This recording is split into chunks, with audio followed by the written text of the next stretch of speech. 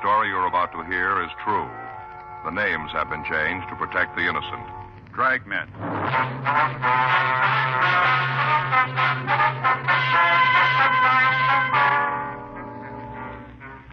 You're a detective sergeant. You're assigned a robbery detail. You get a call from the Georgia Street Hospital. A woman has been brought in to receive emergency treatment. She says she was kidnapped and robbed. Your job? Investigate.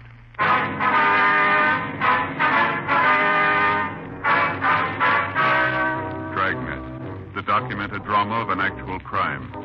For the next 30 minutes, in cooperation with the Los Angeles Police Department, you will travel step by step on the side of the law through an actual case transcribed from official police files. From beginning to end, from crime to punishment, Dragnet is the story of your police force in action.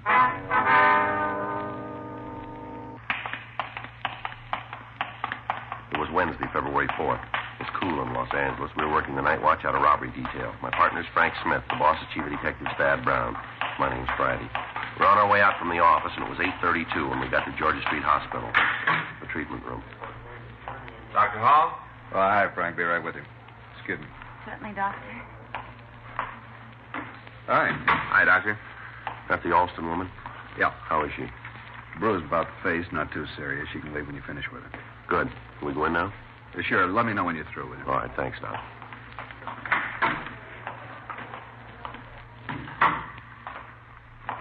Miss Alston? Yes? We're police officers. This is Frank Smith. My name's Friday. How you doing? I do, ma'am. Doctor just told us that you could return home when we finished questioning you, so we'll try not to keep you too long. Thank you. I'm not really hurt much. I was more frightened than anything else. Yes, ma'am. Would you like to tell us what happened now? I stopped at a signal at Washington Boulevard in Normandy, and suddenly the car door opened, and a man jumped in the car. I was scared, and I let out a yell. Mm-hmm. Which door did he open? Well, on the passenger side. He got right in the front seat beside me. All right. He had a knife in his hand. He said not to scream or he'd stab me. Put the knife right against my ribs, right here. Mm-hmm. Then he said to drive straight ahead. I did. We went a couple of blocks, I guess it was, and then he said to stop the car. When I pulled over the curb, another man got in the car, in the back seat. Mm-hmm. The one with the knife told me to get in the back seat. And when I did, he gave the knife to the other man. And then he started to drive. Mm-hmm. And the man in the back took my purse from the front seat and started going through it. I don't know why I did, but I grabbed for it. It was a mistake. Mm-hmm. He slapped me real hard. He said that was just a sample. That I'd get some more if I didn't just sit quiet. He took the money I had in my billfold, and he grabbed my arm. He twisted it so I had a watch on. And I hesitated when he told me to take it off, and then he hit me again. He took your watch, too, did he? Yeah, and my ring, too. Can you give us the serial number on the watch? Yes, I have it written down at home. We need a description of the ring, too. All right. Would you go on, please? Sure, I'd wind up as a picture and a headline in tomorrow's paper, one way or the other. How do you mean that? Well, he was driving like a maniac. He was breaking all kinds of laws. Yes, ma'am. Then I thought, well, maybe this might be a good thing, his driving like that. I mean, because a police car started chasing us. I could hear the siren, and I thought I saw the red lights flashing. Mm-hmm. I was hoping they'd catch us, but, well, somehow we got away from them. This man took so many chances and all. No wonder we didn't smash up sooner. You mean that you did have an accident later on? You don't know about that? No. Well, after he got away from the police car, this man kept driving real crazy and dangerous. Finally, we went down a dead-end street. He put on the brakes, but it was too late, and we smashed into a wall of some kind. Yeah. And they got out of the car, and they started running. I started screaming. Mm-hmm. Well, anyhow, some man came out of a building. I told him what had happened, and he called the police and the ambulance. Here I am. Still some shaky, but thankful it wasn't any worse. Mm-hmm. Can you give us a description of these two men? Well, not much, I'm afraid. That makes me feel pretty stupid, too. What do you mean, ma'am? Well, I'm always doing those observation tests in magazines. I could get real high ratings. Then when I'm up against the real thing, I fail miserably. Can you give us a general idea of their age, their coloring, their height, the way they were dressed? I don't think they were too old.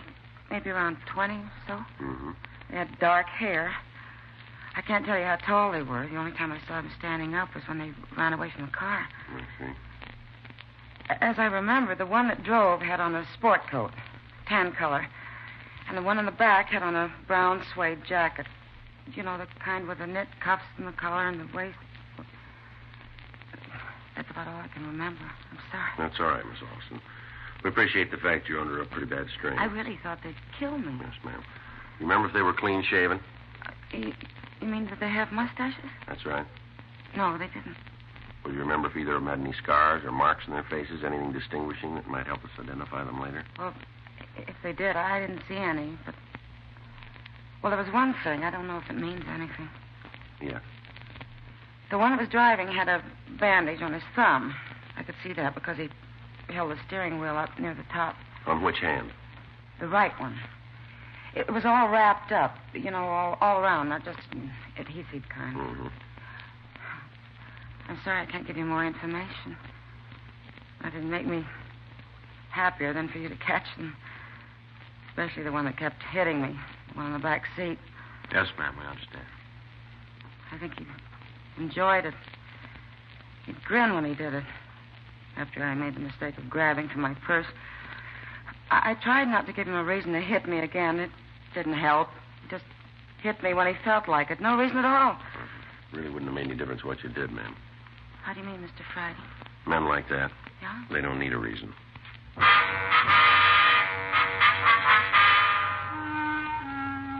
We continued to question Gwen Alston, but she could add nothing further that would aid us in identifying the suspects.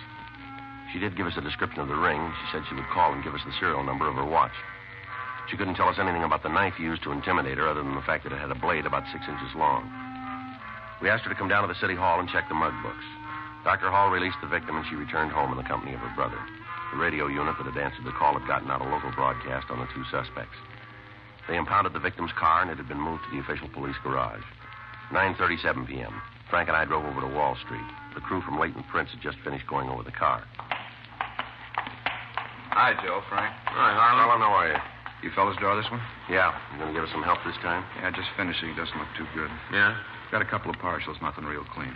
Well, with what we got from the victim, it looks like we got our work cut out for us on this. What do you mean, Joe?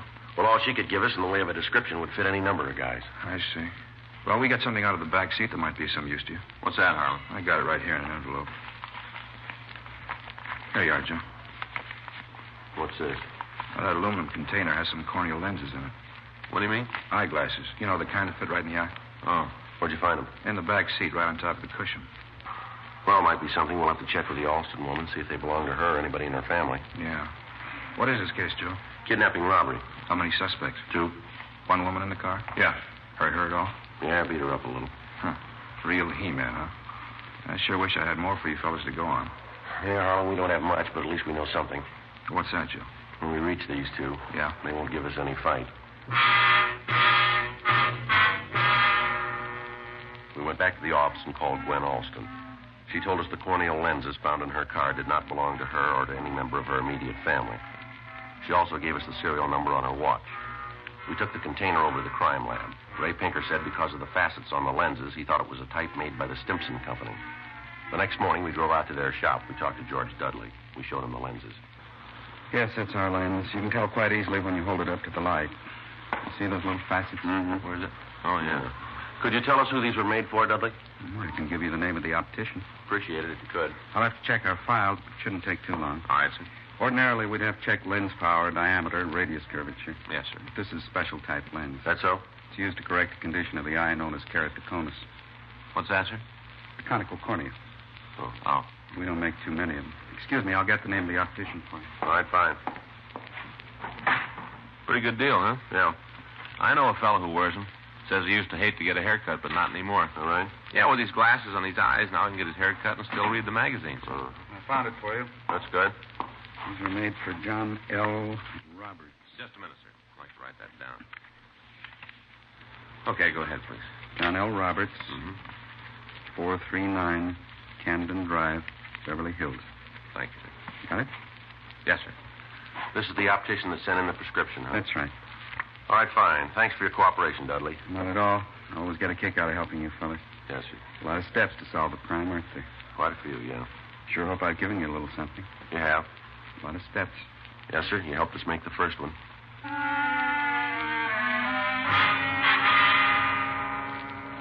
We drove out to Beverly Hills and we talked to John L. Roberts. He checked the prescription number against his files and gave us the name and address of a Robert Brierton as the man he had fitted with the corneal lenses. Frank and I went over to the house on Bedford Street, but there was nobody home. We found out from a neighbor that Brierton worked for a coin machine repair company on Pico Boulevard. We located the concern, and the manager showed us where we could find the suspect. 10:13 a.m. Robert Brierton? Is your name Robert Brierton? Yeah? Police officers. It's our identification. Joe Friday? That's right. It's Frank Smith. Mm-hmm. Hi, Howard. I'd like to ask you some questions. What about? Do you wear those glasses all the time? Do I what? The glasses you got on, do you wear them for work? Yeah, most of the time. What's this about glasses? You ever wear any other kind? Yeah, why? What kind? Well, how many kinds are there? Why don't you tell us? I don't get this. What am I supposed to have done? You wear another kind of glasses? Isn't that what you said? Yeah? What kind? They're corneal lens type. Where are they? I don't know. Home, I guess. You're not sure, huh? Look, officers, I don't know what you're after, but if it's something that happened in the last 20 years, you got the wrong guy. Well, if we have, then you got nothing to worry about, have you? That's right, but mistaken identity can be embarrassing. I'd just like to know what I'm supposed to have done. Suppose you tell us about the other glasses, huh? Your corneal lens? Yeah. Well, what do you want to know about them? Like we said before, we want to know where they are. Well, like I said, home. You're sure? Yeah? How many pair do you have? One? You wear glasses all the time? Yeah? Can you see without them? Yeah, but not too good. Where were you night before last? At home? How about last night? Same. All night. Right? Can you prove it? Yeah, my wife will tell you that. You can call her on the phone. She'll tell you I didn't leave the house. All right. We'll go out there. You can call her just as well. We'd like to see your other glasses, too. All right. You mind telling me what this is all about? We're investigating a kidnapping and robbery. You think I had something to do with it? We're investigating. Okay, if that's how it is, I got nothing to hide. You want to go right now? That's right. My jacket's right here in the locker. Wait a minute, I'll get it for you. This it? Yeah, the brown suede with the net trim.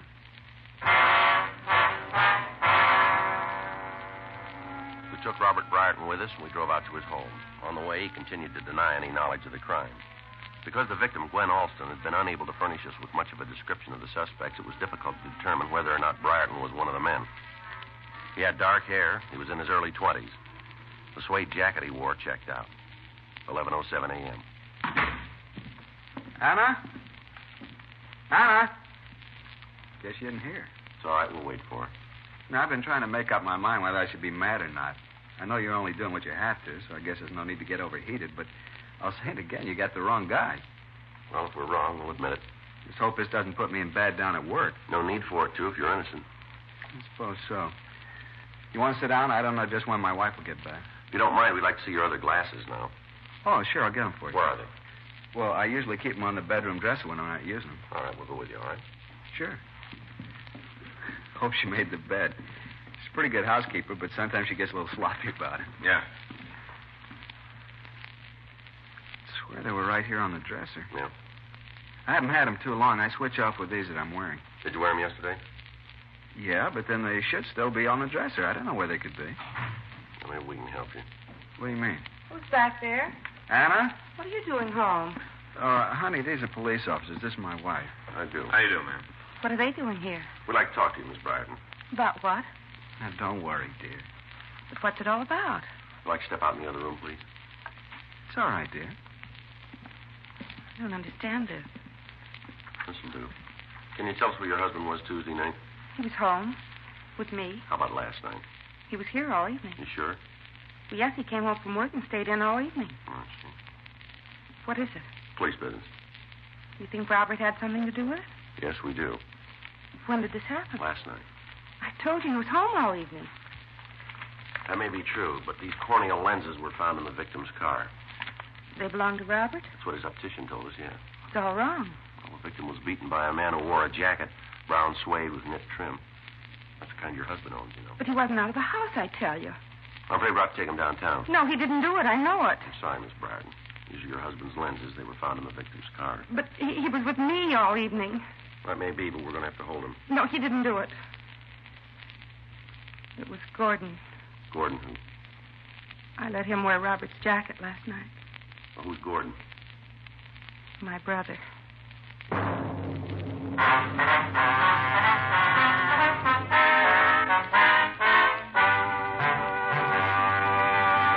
You are listening to Dragnet, the authentic story of your police force in action.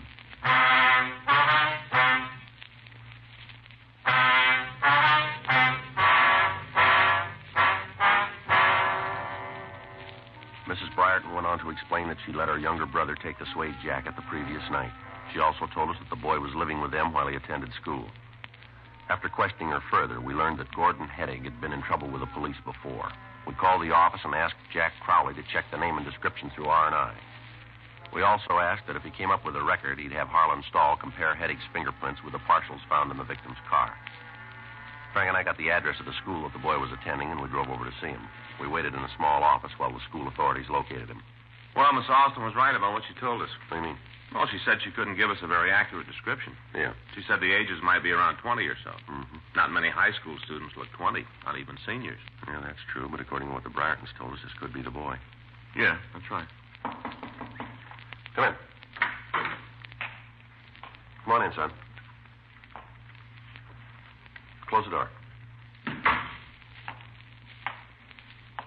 You Gordon Heddig? Yeah.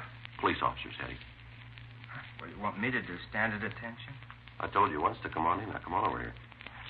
Sure, but remember where you are. These ain't soundproof walls. I don't play tough with us, son. Sit down there. Always the orders. Always tell you guys what to do. Sit down, stand up. You're all the same. Never get off a guy's All right, back. now, just keep still. I'm sitting in school trying to learn something. You got to come around and jerk me out of class. Why don't you wait until General Assembly with the whole school in on it? You don't care what you do to a guy's reputation. That's what you think, is it? Yeah.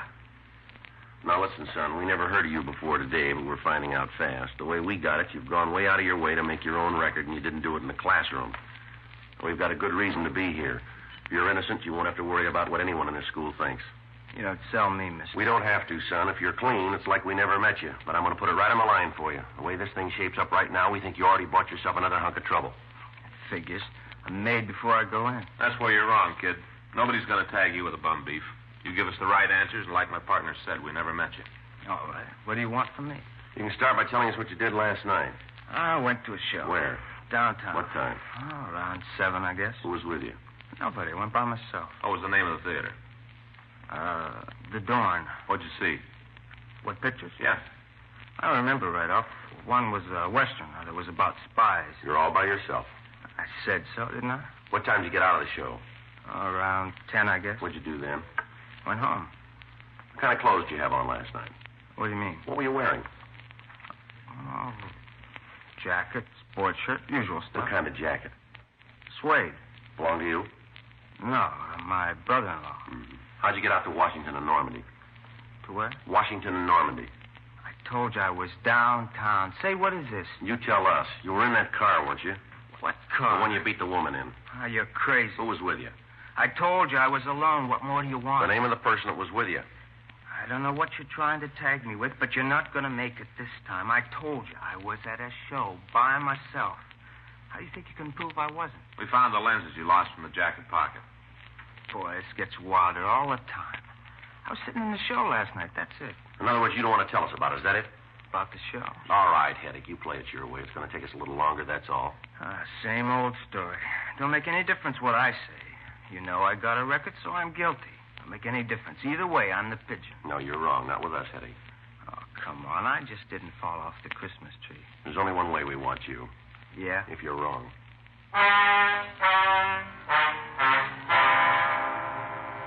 We took Gordon Heddig to the city hall for further questioning. We called Gwen Alston and asked her to come down and see if she could identify the suspect. Harlan Stahl said the suspect's fingerprints matched the partials found in the car, but there weren't enough points to build a case on. 2:47 p.m. Frank and I had the suspect brought to the squad room. Why don't you give up? I ain't going to cop out to something I didn't do. We don't expect you to, but we still want to know how a container with your brother-in-law's lenses could be found in the backseat of a victim's car. Now, they were in his jacket, and you wore that jacket. Isn't that right? Don't ask me. I was at the show. Yeah, so you said. Another thing, you guys better treat me pretty good while I'm in here. Yeah? Sure. I'm a kid. Don't forget it. Yeah, that's the way it reads in the books. For my money, that's as far as it goes. I told you once we can put you in the back seat of that car. I get it. Robbery Friday. Right. Send her down, will you? Right away. Thank you. I'm going to tag the business office. I'll be right back. Okay, John. Miss Alston? Hello, Sergeant Friday. I got down as soon as I could. All right, fine. Have you got the man here? Well, we'd like you to tell us. We'll go down the hall here. Well, what do I have to do? Just look into this room. Tell me if you see the man that beat you up. Will I have to face him? No. We'll go around here. You can look through the door. Come on. All right. All right, here. Now, do you see him? Well, what about it? Yes. That's him there.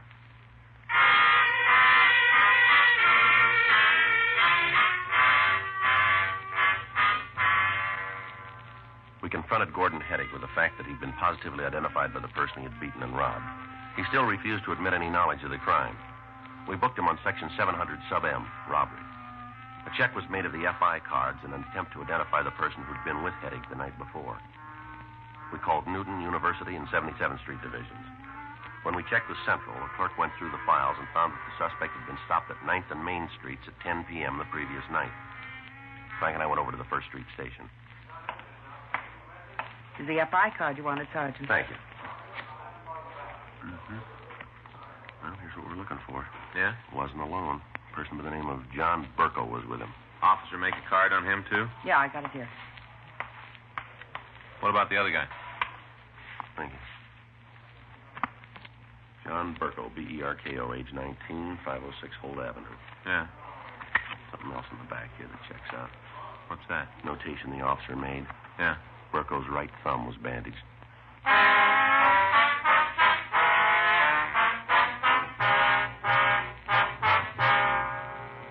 We went back to the office and ran the name John Burko through R&I. We found a package for him that showed several arrests as a juvenile and one as an adult for suspicion of ADW. Gwen Alston was shown his mug shot, and she identified him as the other suspect. We drove out to his address on Holt Street. It was a boarding house. The owner admitted us to his room. We waited. 4 hours went by. 8:19 p.m.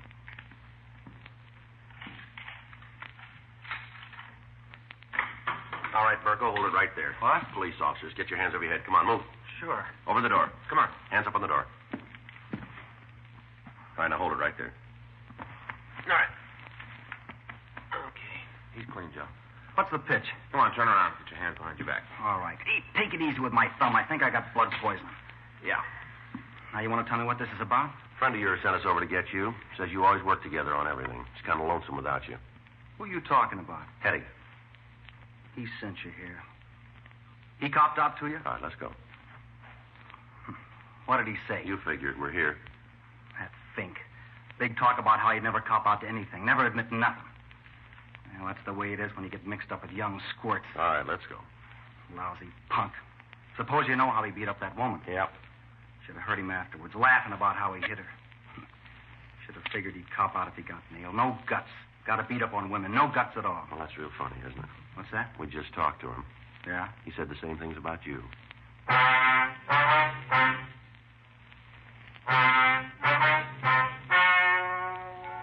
The story you have just heard is true. The names were changed to protect the innocent.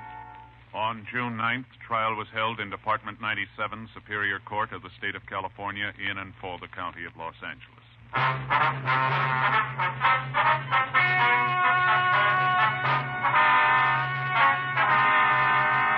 A petition was filed on Gordon Heddick, alleging one count of robbery and kidnapping.